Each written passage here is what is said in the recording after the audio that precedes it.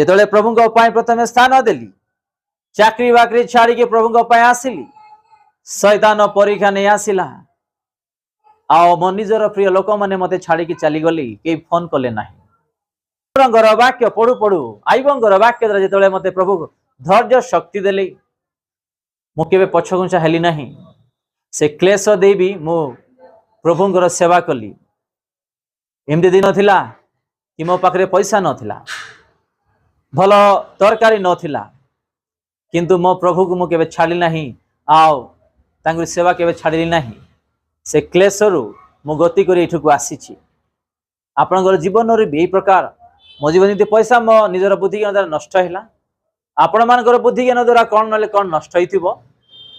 ତ ଆପଣମାନେ ଭାବନ୍ତୁ ନାହିଁ କି ଆଜି जो क्लेश अच्छी दूर हम ना, जो संकट अच्छी दूर हम ना,